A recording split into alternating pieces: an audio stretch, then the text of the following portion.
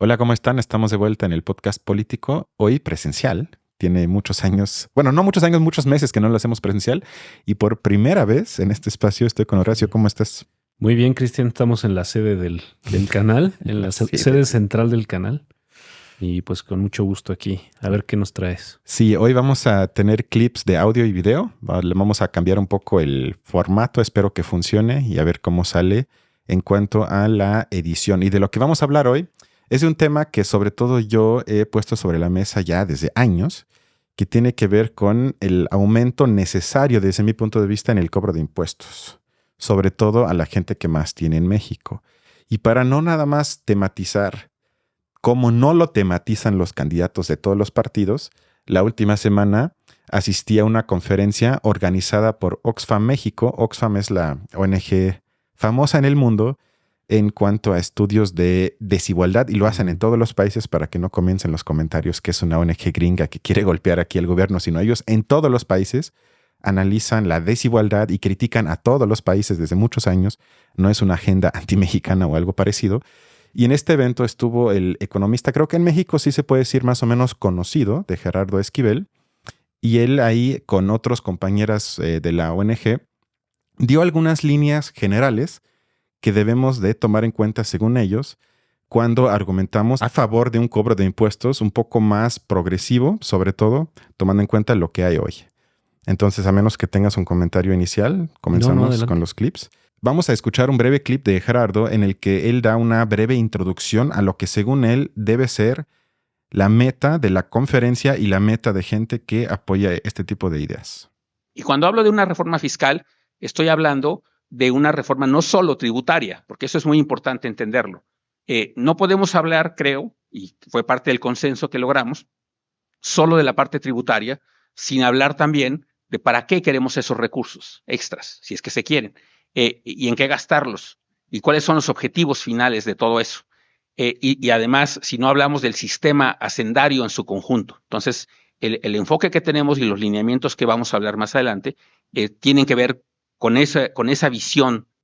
No sé cómo lo veas tú, pero a mí me parece que quiere ya desde un inicio suavizar un poco la temática para que no sea nada más la discusión poco popular de cómo vamos a cobrar más impuestos y cómo luego la gente desarrolla un prejuicio en parte justificado de decir el Estado quiere más de nosotros, nos va a quitar más, se quieren robar más, etcétera. Entonces él plantea voltear un poco la mirada para la discusión primero en qué se pretendría usar el dinero que se quiere recaudar. Y con eso, más o menos, suavizar el impacto en la opinión pública y decir, bueno, si las propuestas que tenemos son buenas, tal vez es más fácil que la gente también diga, bueno, entonces sí estoy a favor de que haya un mayor cobro de impuestos, ¿no? Sí, pues es que para el contribuyente de a pie, digamos, pues esa es la... O sea, si no lo vernos reflejado en la vida cotidiana de una manera más o menos directa, pues bueno, es difícil aceptar. Pero ¿no crees que, digo, obviamente es el servicio de, como le hemos hablado aquí, de salud, del transporte público y te podría decir a muchos rubros, es por lo menos deficiente. Sin embargo, sobre todo me pasa con gente que viene de otros países y dice, bueno, sí está feo, pero luego narra experiencias en sus propios países que no necesariamente son mejor y en muchos casos hasta peor. Sí. Aún peor. Con eso yo no estoy diciendo que entonces estamos bien. Sí, simplemente una cosa con lo caro que puede ser el transporte público en otros países. O sea, en casi cualquier país al que uno va, por lo menos donde uno puede utilizar, por ejemplo, el metro. O sea, ciudades donde hay un metro más o menos como el nuestro, que el nuestro es de los más grandes, digamos. La red del metro de Ciudad de México es muy grande. En otros países un metro como este es muy caro. O sea, por lo menos es un transporte que sí te la piensas antes de usarlo. Acá pues es prácticamente entrar a... como si entras a un lugar, bueno, para mucha gente muy, muy económico, ¿no? Pero no, y además pagas en pago único, porque en muchos países pagas como lo propuso el PAN aquí en la ciudad. El PAN quiere hacer que entre más lejos vayas, más pagas, porque aquí nada es gratis. Eso es un ejemplo. También cosas como la UNAM. Claro. La educación pública, por más deficiente que también es, que exista algo así que puedas ingresar y pagar casi nada, es algo en el mundo único, básicamente. No nada más en América Latina, sino en muchos países eso no existe. Y eso nada más son dos ejemplos de uso del cobro de impuestos que creo que la mayoría de la gente no estaría en contra, sino diría que queremos eso y más de eso Claro. y hasta de mejor calidad. Claro. O sea, creo que ahí hay que un poco, a veces falta, creo que explicar para qué sirve el pago de impuestos. Claro. Porque no es nada más para pagarle el sueldo a los funcionarios y diputados, que eso a veces puede dar coraje porque luego ganan mucho más que uno, pero la gran parte de lo que pagas como impuesto no se va a eso, sino se va a algo que tiene que estar mejor, pero que si te lo imaginas que lo quitarían, no, bueno, estaríamos Sí. mucho peor aún. Entonces Sí, creo sí. que tiene que ver. ¿Te parece que vayamos al segundo clip? Adelante. Y este tiene que ver ahora con una participante que propone lo que son, según ella, los 3 grandes retos en torno al cobro de impuestos. En México, pero también en otros países. Pero en México algo pasa que debido a la forma en que las tasas y las retenciones operan, el ingreso mínimo gravable para aquellos que ganan por encima ligeramente o algo por encima del ingreso mínimo gravable, cuando le quitan las retenciones, terminan estando por debajo del ingreso mínimo gravable. Los que tienen el ingreso mínimo que no va a ser gravado, terminan ganando más. Entonces, esta situación se debería de modificar. El otro elemento que hemos encontrado que nos preocupa es el que ya mencionó Gerardo, y es el desbalance que ha habido en la asignación de recursos hacia la población de adulto mayor y la población de primera infancia. Lo que hemos visto es que la pobreza de la población de tercera edad ha bajado, pero la pobreza de los niños ha subido. Entonces, esto es un tema que debe de atenderse porque los niños son el futuro del país. Entonces, tenemos que ver qué tipo de medidas se tienen que hacer, tanto por el lado de las transferencias como por el lado de la inversión en eliminar la desnutrición infantil, mejorar el desempeño escolar y la salud de los niños, sea enfatizada en los programas del nuevo gobierno. Y finalmente también hay una cuestión donde planteamos ciertas pautas para poder generar un sistema de protección social integral, sostenible. Y entre otras cosas, creemos que se debe analizar qué es lo que está pasando con las contribuciones, porque las contribuciones de la seguridad social para la población asegurada son muy regresivas. Se grava mucho más a la gente que tiene ingreso bajo de la que tiene ingreso más alto. Bueno, fueron 3 puntos. El primero, no lo había pensado, fíjate, que si tú rebasas por poco un ingreso mínimo, ya te cobran impuesto y ese cobro de impuesto lleva que caes debajo de la línea de pobreza, que si estás en ese nivel estarías exento de impuestos.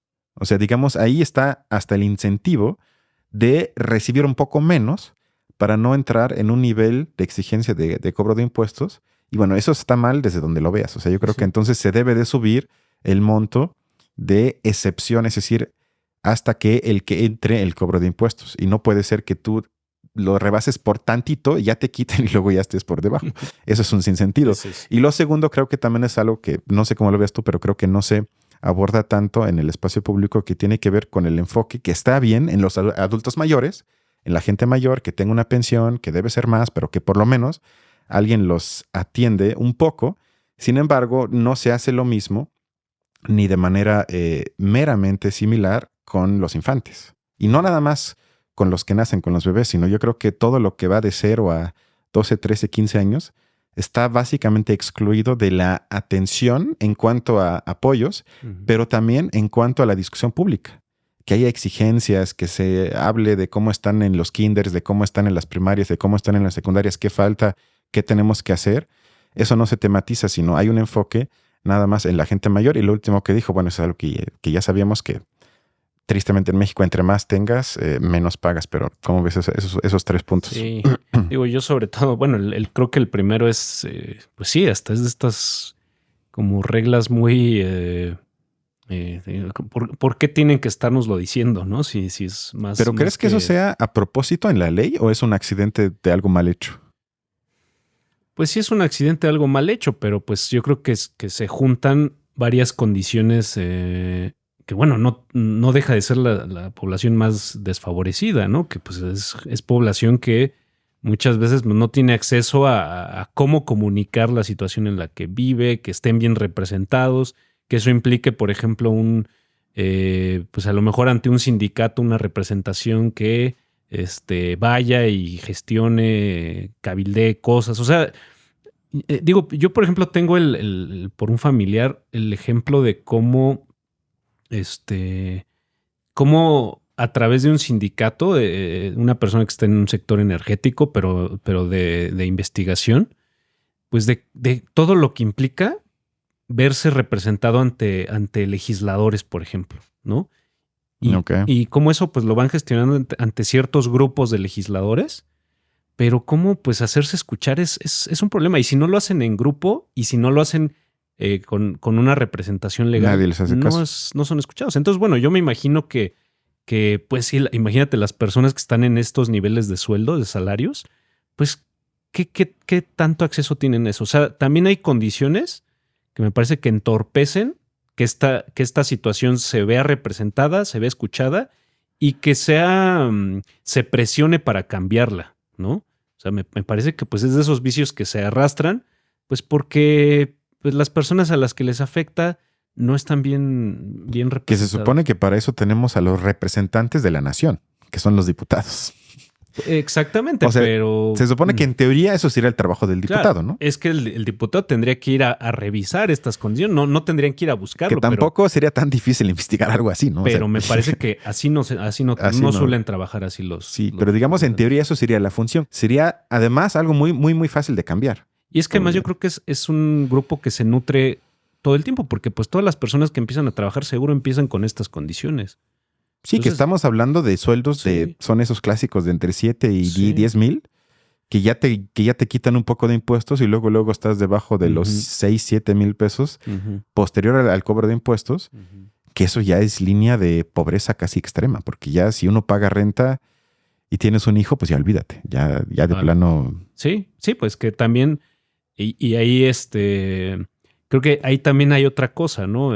Muchas veces nosotros de lo que terminamos hablando es qué tanto este tipo de decisiones fiscales, de impuestos, del tipo de decisión que se tomen desde el gobierno hacia la población, qué tanto de verdad están tomando en cuenta las condiciones pues reales, comunes de los sectores, ¿no? De los sectores de la población. Y bueno, yo creo que si, por ejemplo, pues sí, sobre todo a partir de la gestión de López Obrador, incluso desde la Ciudad de México se decidió favorecer con ciertas políticas a los grupos de tercera edad, pues bueno, era por tomar en cuenta ciertas cosas, ¿no? Ciertas cosas de cómo vive un adulto mayor, que pues un adulto mayor, pues sí en ciertas condiciones, sí tiende a una vulnerabilidad muy específica, que quizá los niños no, bueno, depende, por lo menos en ¿no? ciertas condiciones, ¿no? O sea, sí es cierto que pues un adulto mayor muchas veces pues atraviesa condiciones de salud, de vivienda, ¿no? De salud mental también, ¿no? Que bueno, sí el interés que pueda tener una familia para solucionar esas condiciones pues es menor que muchas veces el de... Entonces, bueno, uno viendo eso sí tiene sentido quizá atacar primero o actuar en el sentido de la vulnerabilidad de los adultos mayores. Pero bueno, creo que tiene también un punto esto que sí implica cierto descuido hacia los niños, hacia la población infantil.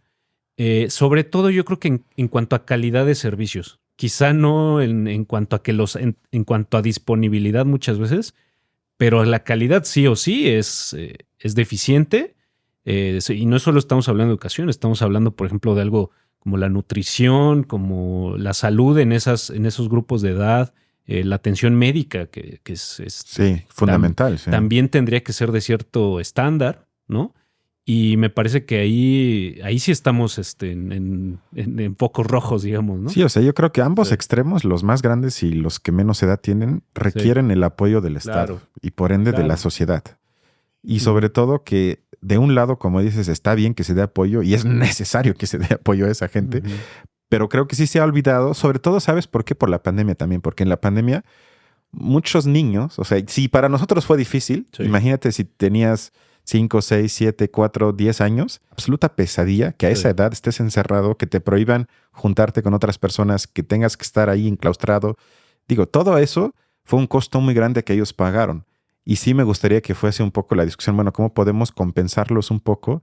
Darles la hora un poco porque perdieron o de alguna forma sacrificaron años de su vida Sí. en proteger, y hay que decirlo, sobre todo a los que más peligro corrían, que eran quienes, los más grandes. Sí. O sea, porque para los niños realmente el COVID quedaba claro muy rápido que no les afecta tanto, Ujú. sino que realmente la protección es para los más Sí, grandes. sí, sí. Y nadie dijo, no, bueno, pero entonces ni modo que los grandes se aguanten, sino todo el mundo dijo, bueno, yo me quedo en casa, sobre todo para proteger a los mayores, Ujú. y creo que también sería tiempo que se hable por lo menos de algunas ideas para apoyar a los que menos edad tienen y como también dices, que tampoco tienen voz. Sí, O sea, porque Sí, tú sí. votas hasta los 18 años sí. y ¿quién te hace caso hasta esa edad? Pues nadie. Entonces creo que sí también sería necesario. ¿Te parece el siguiente clip? Dale. Que tiene que ver ahora con un participante que vino de Colombia, que estuvo un poco decepcionado porque México no apoyó la siguiente propuesta en la ONU. A promover la aprobación de un acuerdo en Naciones Unidas que se adoptó en noviembre del año pasado para hacer una convención de las Naciones Unidas sobre cooperación tributaria. Ese es el proceso que estamos en curso ahora, e incluso, digamos, es un proceso que está siendo interesante. Vamos a ver, debo decir que desafortunadamente, digamos, México no votó a favor de esa decisión, se abstuvo, fue uno de los 9 países en desarrollo que no votó a favor. El resto de los países en desarrollo votamos, porque yo promoví obviamente el voto de mi país, Colombia.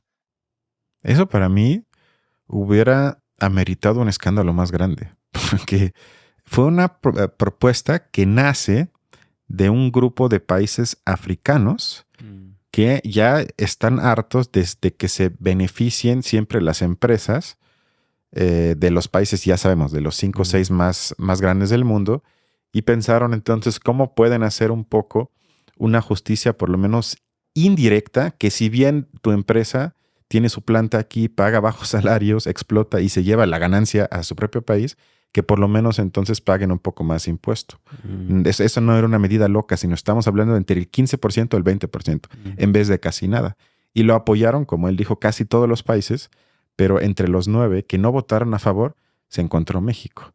Contrastando eso con la medida que supuestamente quería López Obrador, que ya ves que cuando fue a la ONU y pedía que la gente rica pagara el 1% con solidaridad a la gente pobre, o sea, una medida como de cura, y en este caso es una propuesta políticamente bien trabajada, con ideas, con economistas, que tal vez podría ser viable y no votan a favor. O sea, eso creo que deja claro, o sea, yo traje este clip para dejar claro la posición del gobierno mexicano. Sí, que debe ser un poco por, no sé si de repente sea, por qué tan popular sea esta medida en un sentido regional, ¿no? Sí, ¿no? Y también quizás Estados Unidos presionó, puede ser. Ajá. Sí, pues quizá también ahí va algo que alteraría quizás ciertas situaciones del Tratado de Libre Comercio. Seguramente, sí. ¿No? O sea, yo podría comprender todo eso, pero que entonces ya no me digan que primero los pobres, Sí. que viva el soberanismo, que nadie nos dice qué hacer. Si me dicen eso y luego hacen ese tipo de cosas, pues yo como que tengo disonancia cognitiva. Pero bueno, más allá de mi crítica, para que me insulten otra vez a Obrador, ahora un clip sobre el concepto general sobre los impuestos y cómo se podría comprender también el concepto mismo de impuesto. Unos impuestos con objetivos ambientales y de salud, que son básicamente el impuesto a las emisiones de carbono, que digamos ya existía, pero se generalizó a todas las actividades generadoras de carbono, y un impuesto pues a las bebidas azucaradas, que de hecho es parecido al que tienen aquí en México, pero también uno a los alimentos ultraprocesados, que esos dos últimos tienen objetivos de salud pública, entonces no, digamos, pues no son para recaudar impuestos, sino para generar pues incluso no solamente prácticas de consumo, sino prácticas de producción. Por parte de las empresas que venden esos productos, que se dediquen a los productos que son sanos. Pues no, esa es como la esencia de todo este proceso. Esto me pareció interesante porque contrario al idioma español, que en el caso de español, bueno, son impuestos, como en Estados Unidos que son taxes, por ejemplo, en francés y alemán, en alemán es Steuern, que viene de navegar. Es decir, que de lo que se trata a la hora de decidir qué impuestos cobrar y cómo cobrarlos es más o menos navegar a la sociedad en la dirección que yo me imagino que debe de andar, dependiendo el gobierno que está. O sea, digamos, es más allá de nada más recaudar dinero, empujar a la sociedad hacia algo que considero que es mejor. Y él dio 2 ejemplos, que habría varios, de que vamos a cobrarle más impuestos a las empresas que más contaminan. Y vamos a quizás bajarle incluso los impuestos a las empresas que a la hora de producir contaminan menos. O como él dijo, que en México sí se hace eso, que le pones un impuesto extra a cosas como el cigarro, como el alcohol o como productos sobreprocesados que le hacen daño a la gente en salud. Con eso también haces algo, por lo menos intentas proteger un poco la salud de la gente. Con los alimentos y también con la contaminación, decir, bueno, ojalá haya un poco menos de contaminación si le cobramos más impuestos. Es una forma de castigar a las empresas. Exacto. Y así podría uno dar muchas ideas de cómo yo puedo incentivar quizás la disminución de impuestos para cosas que socialmente consideramos positivas y al mismo tiempo, al revés, penar, es decir, subir más impuestos a cosas que socialmente consideramos condenables. O sea, y ahí está esa idea del gobierno de navegar, de empujar, que es algo más de nada más decir cobro aquí o cobro allá. Sí, que luego también uno por ejemplo, a veces a veces se pregunta uno la complejidad de este tipo de situaciones. Yo por ejemplo, pondré un ejemplo. Hay ciudades como me parece que Londres, donde, por ejemplo, llegar en carro a la ciudad o a ciertas zonas de la ciudad implica pagar impuestos, ¿no? Pagar un impuesto. A menos que vives ahí, pero si vienes de fuera pagas, sí, estoy de acuerdo. ¿No? Sí. Y bueno, pues uno diría, pues mira, viviendo en la Ciudad de México, ¿a poco no nos gustaría algo como eso para que el tráfico se ayudaría un poco? Pero bueno, también uno a veces piensa, bueno, ¿y qué tanto la gente que llega de otros lados a trabajar aquí es justo que pague esos impuestos? Si bueno, está contribuyendo está contribuyendo a que se sostengan las condiciones en la zona a la que está llegando, ¿no? Bueno, se está beneficiando por un salario, lo que quieras, pero bueno, de todos modos ahí hay una, digamos, decidir entre una cosa y la otra creo que se vuelve un poco más complejo, ¿no?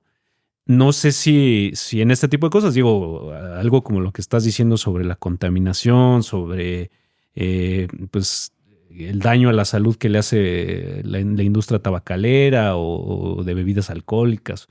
Pues bueno, ahí sí es más claro, ¿no? Sí es más claro que no hay como este tipo de, bueno, sí beneficio la zona, pero afecto a quienes llegan a trabajar ahí o... Sí, exacto. ¿No? O también yo me imagino, no sé, que yo soy una empresa privada como el TEC o como la Ibero. Ajá. Y bueno, aquí el problema es que aún así creo que ya están completamente exentos de impuestos, que no debería de ser. Pero, por ejemplo, pagas, entre más alumnos aceptas, menos impuestos pagas. Para dar un ejemplo de eso sería el incentivo de que la educación sea menos excluyente en esos lugares de élite. O sea, creo que ahí habría 1000 maneras de pensarlo, pero que ya sería una forma para mí mucho más progresista de nada más decir es que voy a joder a este grupo o al otro. Sino quiero, además de eso, empujar a la gente a que como sociedad avancemos. Y sí funcionó. O sea, hoy hay cosas como el cigarro, ya casi está excluido de cualquier lugar cerrado que antes casi te mataban ahí por el humo del cigarro. Está carísimo y ya nadie dice que eso está mal. O sea, todo el mundo acepta que eso tiene un precio porque es malo para la salud y nadie se queja. Y más o menos similar luego es con el alcohol. Entonces yo creo que las personas sí estarían dispuestas, si se argumenta bien. Que ahí tendrían que ser varias cosas, ¿no? O sea, porque también... Es que habría 1000 ideas. Eso que tú dices del carro, yo, por ejemplo, ¿cómo le haría en un espacio como la Ciudad de México? Le cobraría a las camionetas. Si tú tienes una camioneta con cierto peso y precio, un impuesto extra, porque ocupas más lugar, contaminas más y seguramente tienes el dinero para pagar ese impuesto porque te pudiste comprar el carro de ¿quién sabe? Ves esas camionetas con placas de Morelos y... Eso se tendría que prohibir. Claro. Eso también o sea, ahí podrías comenzar y estarías afectando al 5%, 10%, no a la gente que usa el metro y usas ese dinero para que el metro... transporte.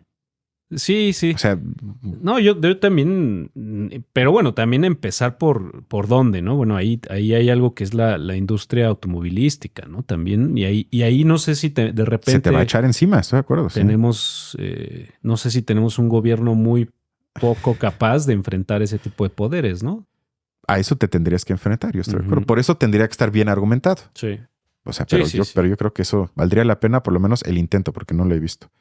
Y el siguiente clip tiene que ver con más o menos lo que tú dijiste, de cómo es la percepción de la gente en general cuando se habla de temas de impuestos. Pero creo que nos encontramos, y en Colombia pasó exactamente lo mismo, pero nos encontramos en un momento en donde toca cambiar la conversación. Creo que estamos aquí sentados en esta mesa porque toca cambiar la conversación. Toca cambiar la conversación significa que incluso alguien como yo, que no entiende nada de los temas que están sobre la mesa, que no soy especialista en ello, pero que tengo que hablar de otra manera de ellos en los espacios públicos en los que yo tengo. Por ejemplo, cuando yo entrevisto a Alejaz de Oxfam en la radio y hablamos de estos temas, la gente se prende y la gente se enoja, ¿no? Y hay una parte que nos ha llamado muchísimo la atención de que literal hasta nos mientan la madre decir, pero resulta que le quieren cobrar más a los que sí trabajan y no le quieren... O sea, nos ha costado mucho trabajo encontrar la manera de ir cambiando una conversación.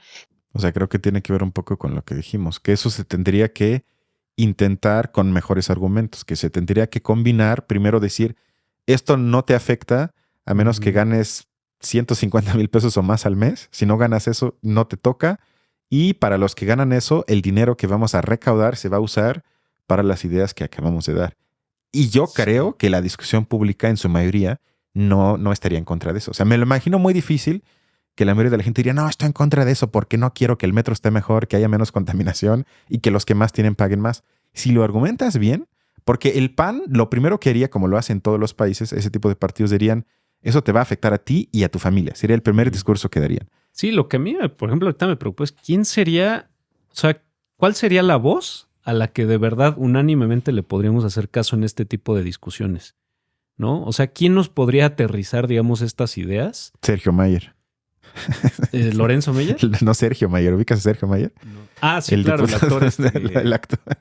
Okay, yo estaba pensando en alguien un poquito más o menos serio y tú... No, si ya me conoces, que soy vulgar. Pero... No, pues no hay. Estoy de acuerdo que no hay. Ese es el problema, porque bueno, yo ahorita me estoy pensando en algo como me quedé con el ejemplo de la industria automotriz y de cómo, por ejemplo, en esto que decías de las camionetas y de... Pues sí, muchas veces uno piensa que, o sea, tenemos aquí la idea de que esas camionetotas pues son de los... potentados. De la gente que de verdad hasta parece que no le arañas ni tantito si se compran una de esas camionetas. Pero también yo creo que sí hay buena parte de la población que se las compra en un sentido muy de aspiración, ¿no? Y también, por ejemplo, y uno diría, bueno, pero esa es una fracción pequeña. Yo no sé, no estoy tan seguro de que ese motivo de consumo, lo aspiracional, sea tan raro. Más bien me parece muy común, ¿no? ¿Qué pagan entonces? Yo tampoco tendría problemas. Si eso es tu aspiración, paga. O sea, como nosotros también para algunas cosas que nos gustan y sabemos que quizás son un poco de lujo, pues pagamos. Sí. O sea, sí, pero yo a lo que voy es ese diálogo, esa labor de convencimiento, no veo quién pueda hacerlo para ese sector y para tantos otros que se sentirían un poco tocados en los motivos por los cuales consumen, por ejemplo. Consumen no solo bienes, también servicios a veces, ¿no? No, y ellos te dirían también el rollo de la derecha sería te quitan tu libertad. Tipo Milei. El Estado te quiere quitar tu libertad de comprarte tu troca y contaminar a gusto. Sí, ¿no? Dile a alguien que, por ejemplo, alguien que tenga esa camioneta, dile, ¿por qué vas en Constituyentes con este tráfico en un espacio donde caben 10 personas y vas tú solo? Y consumiendo el combustible de un vehículo que debería, o sea, que aguanta una tonelada de 6, peso, 7 ¿no? personas, sí. Y Sí, y pero... eso es, o sea, eso es lo más común, o sea, no es, o sea, por lo menos en un tema como el del tráfico, eso es muy común, o sea, es muy común que alguien ocupe más espacio, que ocupe más combustible, o sea... Estoy de acuerdo, pero ya ves que luego sacan encuestas, por ejemplo. ¿Cuántos mexicanos en su vida se han subido a un avión? Y sale así como el 10%, a lo mucho. A veces, y luego le preguntas, ¿y qué tan frecuente usas el avión? Sí. Y lo que a la gente que lo usa muy seguido son el 3%. Ok, el avión es un poco más de lujo que un carro, pero también los carros, pues cuánta gente tú no conoces que en su vida va a tener un carro, que en su vida se han movido un carro, sino que son esclavos de cómo funciona el metro, los camiones, el metrobús, lo que tú me digas, que es la gran mayoría. Sí. Sí, te digo, a mí quizá no me preocupa tanto. Y ni siquiera se habla en contra de los carros, sino en contra de las camionetas. Que tampoco es necesario que todo mundo se compre un March o un Smart. Sí. Porque si tienes una familia, yo entiendo que tal vez ocupes un coche un poco más grande, pero como tú dijiste, en la mayoría de los casos es estatus. Sí, exacto. No es por funcionalidad. Sí, que ahí también te pones a pensar qué tanto es estatus. Por ejemplo, combatirlo implicaría también una regulación, por ejemplo, de publicidad, a la publicidad de México. Sí. ¿no? O sea, también, ¿no? Pero bueno, es que ahí también digo, si de repente cuando salen este tipo de medidas, luego saltan las empresas, o sea, y de todos los tamaños, ¿eh? O sea, el sector empresarial de todos los tamaños salta a sentir que se les limita demasiado, ¿no? Y bueno, y te digo, no, a mí mi argumento no es para decir que esto no es lo más razonable. De hecho, lo es, me parece que es lo más razonable. Pero en el diálogo público es lo que yo me pregunto. Sí, eso es visto como irracional, como comunismo, como socialismo, como la dictadura que no me deja. Claro, y yo no sé quién sería capaz de transmitir estas ideas como para lograr un consenso. Eso es lo que no veo y creo que eso me explica por qué no se ha hecho hasta ahorita. Ya no solo por la ineficacia del gobierno. Sí, o sea, está involucrado ese factor, pero también por cómo se aterriza esto a la población para que sea aceptado. Pero yo sí estoy convencido que con un poco de creatividad intelectual lo podrías hacer, sobre todo tomando en cuenta cosas como el tráfico. Nadie en CDMX con el que tú hablas y tocas el tema del tráfico te va a decir, está súper bien, no pasa nada, está todo dar. Todo el mundo diría, es un asco, están hartos, pierden tiempo, tuvieron un choque, le robaron. Es un absoluto caos en todos los sentidos. Y si entras por esa puerta y dices, bueno, esto es para disminuir el tráfico y por esto hacemos esto y además mejoramos el transporte público. Sí, y ahí yo creo que alguno de los poderes más importantes del país, ya sea político, económico o, por ejemplo, mediático, y ahí creo que mediático sería de lo que más tomaría en cuenta. ¿Qué tanto si son capaces de adoptar ese papel didáctico, ¿no? De discusión. No, pues es que no lo hacen y no se les ve nada a la disposición. O sea, por lo menos del poder político es ceder un poco de cómo su comunicación está dirigida a la legitimación, a la autolegitimación, a la autopromoción. ¿Y cuánto de eso tendría que ceder para funcionar como en un sentido de comunicación didáctica y de conciliación y de... Aunque justo para eso yo pensé, muy iluso yo, la mañanera. O sea, en vez de que se burle de Alarraqui o de Dresser, es que bueno, pero... tuvo 6 años para empujar esas cosas. Ajá. ¿Cuántas horas eran diario? ¿2 o 3 horas? Sí. O sea, Y bueno, y por ejemplo, yo ahí también te digo, metería también mucho a los poderes mediáticos, o sea, Televisa, ahí ya incluso cuántas décadas ha tenido para tener este papel didáctico, pues más bien tiene las telenovelas donde es andar promocionando un estilo de vida a quien no puede acceder él y a que intente hacerlo, ¿no? O sea, es que de ellos no vamos a esperar nada, pero del gobierno de izquierda sí hubiera esperado por lo menos la discusión. Ya que si se logra o no es otra cosa, pero ni siquiera estuvo en la discusión. Ahora el audio más largo, que es ya la visión de Esquivel. Vamos a escucharlo. No se puede hablar de aumentos, y de hecho no hablamos específicamente de aumentos en los impuestos, si antes no hablamos de qué es lo que queremos hacer con esos recursos, ni cómo hacerle para que sean usados de manera más efectiva, en el mejor uso posible de esos recursos y con un objetivo claro, ¿no? Y planteamos algunos objetivos, por ejemplo, el de la erradicación de la pobreza extrema. Entonces, tenemos que tener claridad, creo yo, de hacia dónde queremos ir y para qué se quieren los recursos extras. Y entonces se puede hablar ya de cómo se van a obtener esos recursos extras. Esos recursos extras se pueden obtener o no por la vía de aumentos en las tasas impositivas. Por eso es que decía que nosotros lo que planteamos son lineamientos y no propuestas específicas. Porque recaudar más se puede hacer de distintas maneras, ¿no? Por ejemplo, nosotros mencionamos que se debe explorar hacer más eficaz los aumentos, los impuestos, la recaudación de los impuestos a la propiedad. Y esos son los impuestos al predial y a la tenencia. Eso se puede hacer de maneras muy distintas, ¿no? Como sabemos hoy en día, por ejemplo, en la tenencia hay renuncias recaudatorias, estados del país que renunciaron a recaudar la tenencia por razones posiblemente políticas, pero que si llegamos a un acuerdo de que eso es importante y que la tenencia es un impuesto progresivo, cosa que así es, digamos, sé que mucha gente que tiene autos no le gusta que haya impuesto a la tenencia, pero es un impuesto muy progresivo. Entonces, eso puede ser una forma de financiar. Se habla del impuesto predial, por ejemplo. No hablamos de una propuesta específica del impuesto predial, pero yo tengo una propuesta del impuesto predial que publiqué hace aproximadamente mes y medio con el Centro de Estudios Espinosa Iglesias, que habla de cómo hacerlo más eficiente y que podría recaudar entre 1 y 1.5 puntos porcentuales del PIB, sin que eso necesariamente implique aumentos en las tasas del predial, ¿no? Entonces, digamos, no todo es aumentos en las tasas, que es a lo que mucha gente renuente. Pero también podríamos discutir aumentos en las tasas. Por ejemplo, nosotros sí mencionamos que se podría discutir un aumento en el escalón más alto de los ingresos del ISR, por ejemplo.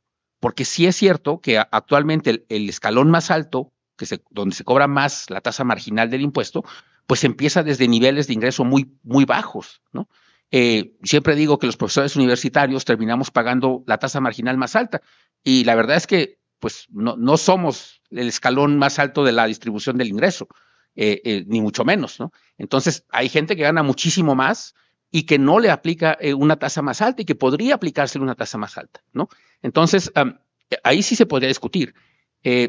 También hablamos, por ejemplo, de nosotros en el grupo, a diferencia de lo que pasó en Colombia, ¿no? Que si hay un impuesto a la riqueza del patrimonio, nosotros no mencionamos el tema del impuesto a la riqueza del patrimonio, porque no todos los miembros de la comisión estuvieron de acuerdo en eso.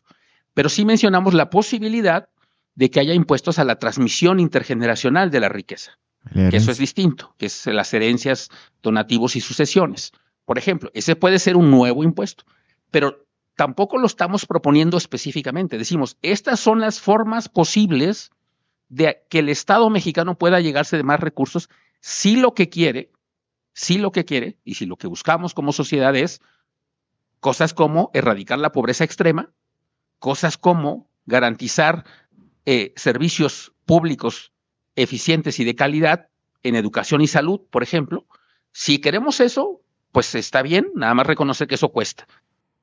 Y eso para mí es el punto más fuerte. Y eso para mí sería una pregunta periodística que yo le haría al gobierno de la 4T es si en serio nos queremos poner las pilas para llegar a lo que ellos supuestamente, hablo de la 4T, quieren, de acabar con que haya pobres en México, no puedes rodear el tema del cobro de impuestos. No, pues, o sea, eso es algo, como dice Gerardo Esquivel, o sea, si queremos eso, y él siempre lo repite para asumir, bueno, si de veras queremos eso, no hay otra forma que pensar cómo aumentamos el tamaño del pastel. Y no nada más, como se ha hecho, cómo repartes el pastel de una forma un poco más justa, que no está mal, pero mientras el pastel no crezca, no va a alcanzar para, en serio, erradicar la precariedad de casi la mitad de los mexicanos. Sí, pero es que aquí date cuenta cómo está en juego realmente el aspecto en el cual menos de acuerdo nos ponemos, ¿no? Que, o sea, impuestos tiene que ver con riqueza, o sea, la idea de riqueza. No estoy hablando de riqueza ya como esta suntuosidad a la que acceden ciertas personas y otras no, sino en general los beneficios que puede obtener un individuo en medio de la vida social, ¿no? Y bueno, en eso pues hay criterios que creo que en situaciones de guerra se ha considerado parte de esa riqueza, por ejemplo, tener ventanas o tener puertas, ¿no? O sea, ha habido impuestos a ese tipo de cosas, ¿no? Ha habido a quien se ha atrevido a cobrar porque, bueno, se considera un beneficio que se está teniendo de la vida pública, ¿no? Y bueno, pues ahí está lo que estaríamos hablando es, bueno, a ver, la riqueza es un bien o tendría que verse por parte de un gobierno como un bien o un conjunto de bienes públicos de la sociedad, no de sectores, no de quienes apañaron ciertas cosas, pero bueno, es que ahí estamos de los grandes, de las cosas que si uno rasca bien, es de las cosas que menos están dispuestos a volver como una cuestión pública, ¿no? Yo te diría, por ejemplo, si hay sectores, por ejemplo, hay un miedo que yo creo que se acarrea mucho desde la Revolución Mexicana a cosas como la expropiación, ¿no? Y bueno, y de hecho es de las cosas que hasta caricaturescas nos suena, ¿no? En estas elecciones se escuchó mucho de estos mensajes que les llegó a ciertas personas. Laura nos dijo cuando hablamos de los debates, ¿no? Que dijo que tenía una tía que pensaba que si gana Sheinbaum le van a quitar su casa. Que le van a quitar su casa. Van a expropiar su casa. Por ahí yo escuché otro, no sé, ya no sé si nació como chiste o alguien sí se la creyó de que o te quitaban tu casa o te ponían a un cubano a vivir ahí contigo, ¿no? O sea, ese tipo de tonterías. Que bueno, son tonterías, pero sí sí llevaron a mucha gente a ciertos miedos. Sí. Y bueno, y lo que está diciendo, cuando hablamos sobre impuestos, parecía que a muchos nos suena como que nada más es pagar por alguna cosa que obtienes, por otras no. Cuando en realidad lo que las discusiones sobre impuestos ponen en juego es el concepto que cierta sociedad tiene sobre lo que es riqueza. Sobre lo que es riqueza en función de que vives en esa sociedad, ¿no? Y ahí estaríamos viendo que los niveles en México, de qué se pueda considerar riqueza en función de que lo obtienes de vivir en sociedad, están muy raras, están muy, a veces quiere decir una cosa, a veces quiere decir otra, a veces como que en general nos podemos poner de acuerdo en que sí deberíamos ser más parejos, pero ya cuando te pones a ver ciertos detalles, nos damos cuenta que gente que le tiene un Pero pavor creo que a ceder un poquito. tiene que ver principalmente con que no se entiende o no se quiere comprender para qué sirven los impuestos. Porque, para dar un ejemplo, o sea, si uno va al teatro, que voy seguido al teatro, o vas a la ópera, o vas a cosas de música clásica en la UNAM, los boletos están más o menos barato. Estoy hablando de menos de 300 pesos. Sí, y es de calidad. Que para la calidad que recibes, claro, es el subsidio público que evita que el boleto cueste 5 veces más que eso, o si no, que hasta 10 veces más que eso. Es decir, que tú tengas acceso a participación cultural a pesar de que quizás no tengas mucho dinero. Y para eso se requieren impuestos, para que la gente pueda participar. Eso es un ejemplo. Eso que dimos, que tengas acceso a la UNAM, a las prepas de la UNAM, que tengas acceso a la salud, por más deficiente que sea. Pero hay países como Estados Unidos donde ni siquiera lo que hay en México hay público. Si no hay de plano, todo es privado. Y si no tienes dinero, te mueres en la calle. Pero todo eso requiere del cobro de impuestos. O sea, creo que también muchas veces no se entiende cuando participas en algo que quizás el boleto estuvo más o menos barato. ¿Por qué es eso de que está barato? Está subsidiado. O como dijiste, el boleto del metro. O sea, cuesta tan poquito porque es un subsidio del gobierno. El costo real, creo que una vez lo calcularon, sería como 10 veces más que eso. Pero otra vez, es un subsidio para que no quedes excluido del metro si no tienes el poder de pagar a la semana 1,000 pesos para transportarte en metro. O sea, creo que si se resaltara un poco más eso del cobro de impuestos, quitando nada más lo que creo que sí se ve mucho en discusiones públicas, es que es para el gobierno y el gobierno lo usa para robar, lo usa para sus lujos, para sus sueldos. Creo que la gente estaría más fácil de por lo menos aceptar la idea de que haya más impuestos, pero mientras la idea sea que lo quieren para robarse, pues va a estar muy difícil. Yo no veo esta discusión, yo no la veo surgiendo de una manera seria sin que luego se lleve a una idea de esto es dogmatismo y esto es un adoctrinamiento más bien. Y además está el virus del comunismo ahí pululando, ¿no?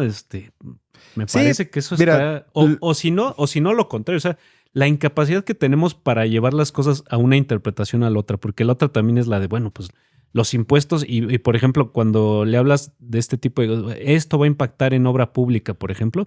Yo me acuerdo cuando se construyó el segundo piso, sobre todo en la gestión de López Obrador, cómo la gente decía, es que esto es para los ricos, ¿no? O sea, esta cosa es para los... O sea, siempre, este tipo de cosas siempre se llevan esos terrenos. Que en parte eso fue cierto, porque es para la gente que tiene carro.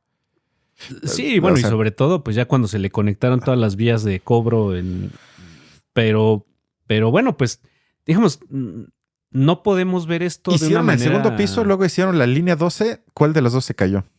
Pues sí. Sí. O sea, se ve Sí, la prioridad, claro. ¿no?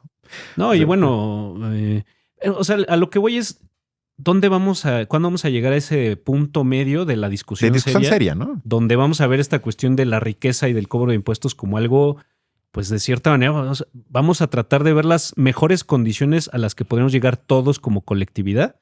Esa discusión me parece que no hay ese terreno para poner esa discusión sobre la mesa. ¿No? Que es, No, me digo, parece, puede ser. me parece O sea, que es donde vienen a anclarse todas estas cosas. O sea, que puede están ser, pero yo no creo. Tal vez con nosotros, así unos podcasteros ahí culeros que se la pasan insultándonos, ok, pero alguien como Gerardo Esquivel, que tiene un nombre por lo menos en el continente importante, que es el Colmex, que lo invitan Leo Zuckerman, el astillero y todo. Si él lo plantearía con otros, vamos a decirlo, intelectuales serios, sería muy difícil decirlos que son un grupo de comunistas que quieren quitarte la casa. O sea, eso... No, pero pues digo, uno sí podría decir, sí estamos hablando del terreno ideal en el que lo están planteando quizá economistas, ¿no? Sí, no, pero yo siendo Sheinbaum o el gabinete de Sheinbaum, yo usaría gente como él o grupos Claro. para legitimar Sí. mi propia propuesta. Es decir, a ver, esto no sale de mi cabeza loca de dictadura, sino Sí. aquí tienen ese grupo Sí. de gente internacional que me recomienda que esto es lo que debemos de hacer. Sí. ¿Cómo alguien Sí, podría decir que sí. eso es una locura? O sea, Sí. Que bueno, ahí, ya si estás hablando de Sheinbaum, ¿qué sentido tiene que esté Marcelo Ebrard en la Secretaría de Economía? Que no se haga todo eso. Es que yo casi estoy seguro que es poner a Marcelo Ebrard, bueno, no seguro, pero es una de mis teorías locas, digamos. Poner a Ebrard en algo donde puede enfrentar ciertas crisis, en una secretaría donde puede enfrentar ciertas crisis para que no se le voltee tan fácil, digamos, ¿no? bueno, vamos al penúltimo clip, que ahora es una pregunta que me pareció muy pertinente. Escuchemos. El presidente López Obrador anuncia en el primer minuto de su sexenio y desde antes, no habrá reforma fiscal. La virtual presidenta electa Claudia Sheinbaum ya dijo lo mismo. No habrá reforma fiscal. Puede cambiar de opinión, pero ya lo dijo. Entonces parecería que el tema político prevalece en el sentido de decir, como en el imaginario de la gente, reforma fiscal quiere decir aumento de impuestos, pues ¿para qué le muevo? No le muevo. Y el presidente López Obrador, pues dice, a cada sector social le voy a dar algo, ¿no? A los ultra ricos les dio contratos, a las clases medias y bajas les dio transferencias, en fin. Pero mi pregunta es, en el extremo, ocurre lo que perfiló Alejandro Ope, un gran analista de seguridad en México, que en algún momento dijo, en el extremo el gobierno de México se va a convertir en un cajero automático con fuerzas armadas. Y con el éxito electoral enorme que se obtuvo ahora, pues la tentación está ahí, de decir, bueno, yo en vez de producir bienes públicos como un sistema de salud, de educación de calidad para los niños, todo el presupuesto lo voy a repartir. Todo. Porque eso es lo más rentable electoralmente. Y termino. Lo que tú dijiste me parece clave. ¿Para qué es el ingreso tributario y para qué es el ingreso fiscal? ¿A qué se va a destinar? ¿Por qué no habríamos de seguir entonces por ese camino hasta el extremo de decir, pues que se reparta todo el presupuesto, que es algo que ya se probó que es muy rentable política y electoralmente? Creo que ese es un buen punto. ¿Te parece que de una vez escuchemos lo que contesta Esquivel y ya lo comentamos? Lo que dijo la doctora Sheinbaum, y yo lo escuché con mucha atención, al menos lo que dijo en la convención bancaria, a esa pregunta explícita, dijo, no habrá una reforma fiscal en principio. Y luego dijo, pero se puede pensar en discutir, en llegar a un acuerdo de consenso con el sector privado sobre el tema. Para mí, digamos, y sobre todo considerando que eso lo dijo en la campaña, en la cual es lógico, digamos, si quizá estemos de acuerdo en eso, que era difícil pensar en plantear estos temas en una campaña electoral. Pero mi lectura de eso es que no cerró la posibilidad de una reforma. Y en ese sentido es que nosotros estamos en esa discusión, en la discusión que creemos que queda abierta, y dos, que además creemos que eventualmente será necesaria, o sea, será inevitable prácticamente. O sea, esa idea que estaba en la pregunta de que es electoralmente rentable, de que el gobierno sea una especie de cajero automático que elimina, como diría AMLO, los intermediarios corruptos y le manda a través de distintas tarjetitas dinero en efectivo a las personas. Creo que hay parte de verdad en eso, sobre todo en que eso es provechoso para el gobierno, que eso te genera simpatía porque las personas van al cajero, sacan el dinero y dicen esto es gracias al gobierno y lo asocian a la imagen que tienen del gobierno.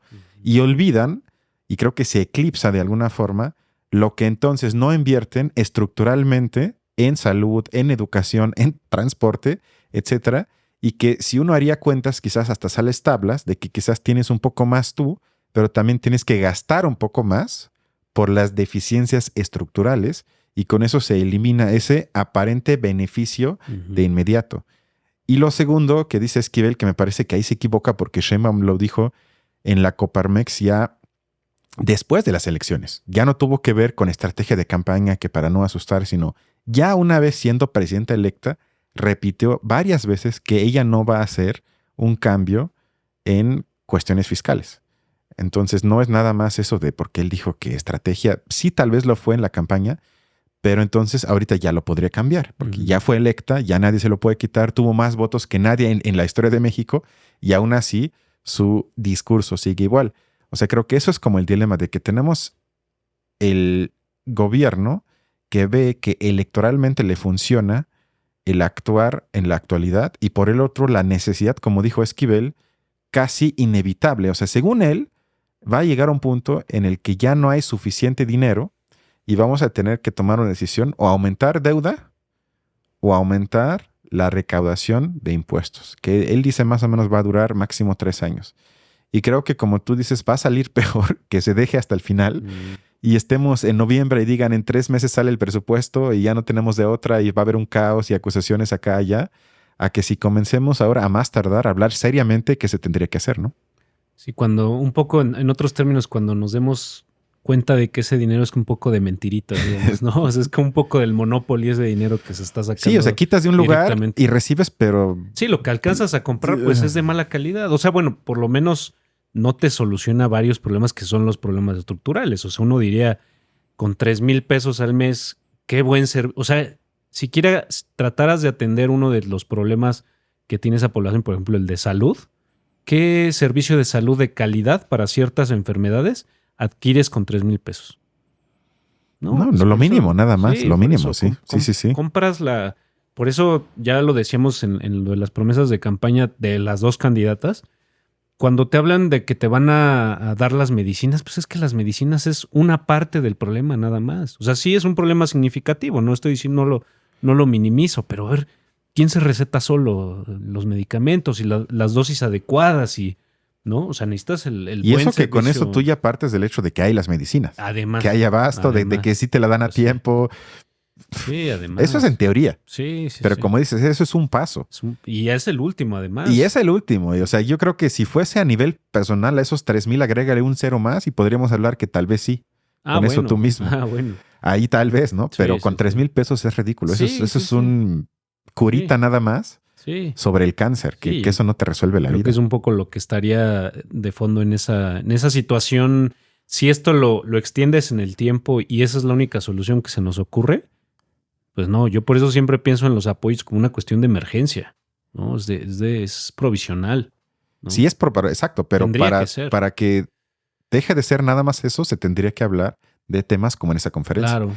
Y esa conferencia, nada más para que sepan y sepas, el canal de YouTube de Oxfam tiene 292 seguidores y ese video hasta ahorita lo han visto 108 personas y seguramente yo le he dado 8 veces clic a ese video. Y a lo mejor hasta el nuestro le gana. El nuestro le va a ganar, estoy seguro que le va a ganar. Pues igual les hacemos un... Y eso sería muy triste, que no hay visibilidad. Sí, hay que poner el link ahí en la descripción. No, yo voy a poner el link y ya dijimos varias veces el nombre de Oxfam, pero es muy triste que un tema tan fundamental, tan importante, relevante, urgente, tenga menos vistas que, no sé. Sí, es que eso está muy preocupante porque quiere decir que algo... O sea, aquí hay algo de una forma un poco técnica de hablar sobre ciertos temas. Y la verdad es que ni así, o sea, porque sí está muy aterrizado, me parece, ¿no? No se necesita tampoco entender conceptos grandes de economía, pero de todos modos creo que es preocupante que esto ya no suene demasiado técnico, ¿no? Y que esa sea la razón por la que mucha gente no lo vea, ¿no? Porque a lo mejor uno ve a un señor con esta apariencia y a lo mejor ya dice, no, pues esto va a estar bien aburrido, ¿no? O sea, también, ese es el tipo de motivos por el que... No, y hablan con argumentos en vez de decir que él dijo tal y es tal por cual, y que el traidor, sino tratan de convencerte con buenos argumentos. Y además, pues como se dieron cuenta en los clips, o sea, es gente moderada, tranquila, que trata de ser lo más suave posible para que la gente no se asuste. Pero aún así yo creo que son temas que nos van a ocupar. Y bueno, ya veremos en los siguientes años cómo van a solucionar el hoyo en el presupuesto, que según esto, y creo que yo también estoy convencido de esto, vendrá en muy poco tiempo. Claro. Pues a menos que tengas algo más. Nada. Sería todo por hoy. Entonces, gracias, Horacio. Cuídense mucho y nos vemos pronto. Gracias, Cristian. Espero que se repita esta invitación porque nunca me invitan. Voy a acordar esta parte. Bye. Hasta luego. Cuídense.